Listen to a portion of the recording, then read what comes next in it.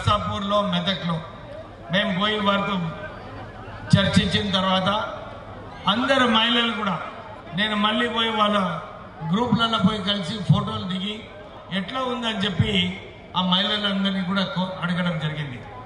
వాళ్ళందరూ కూడా ఇదే చెప్తున్నారు, సార్ చాలా సంతోషంగా ఉంది, ఇప్పుడే రోహిత్ గారు చెప్పినట్టు మాకు గ్యారంటీ కార్డు ప్రకారంగా అన్ని స్కీమ్స్ అమలు అవుతాయి. అంతా కూడా మనం చూస్తున్నాము.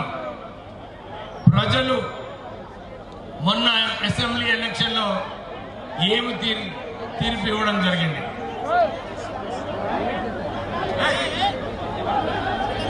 మెదక్ ప్రజలందరూ కూడా ఈరోజు ఈ ర్యాలీ తీసినప్పుడు అందరూ కూడా ప్రేమతోని మా అందరికీ వేవ్ చేస్తూ వారి ఏదైతే కాంగ్రెస్ పార్టీ మీద భరోసా ఉందో నమ్మకం ఉందో వారందరూ కూడా మనకు చూపించడం జరిగింది. మీరందరూ కూడా ఈ కార్యక్రమాన్ని విజయవంతం చేసినందుకు మీరందరూ సోనియా గాంధీ గారు ఇచ్చిన మాట నిలబెట్టుకుంది కాబట్టే చిన్న రేషన్ కార్డుల వరకు, సన్న బియ్యం వరకు, రైతు రుణమాఫీ వరకు, రైతు భరోసా వరకు మాట నిలబెట్టుకుంటున్నామా లేదా?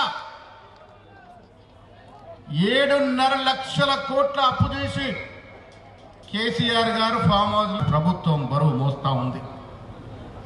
ప్రజల అవసరాలని గుర్తించి ప్రజల ఆశలు ఆకాంక్షలు సన్న బియ్యం తినాలని 1కి 6 కిలోల చొప్పున బియ్యం ఇస్తున్నటువంటి సందర్భం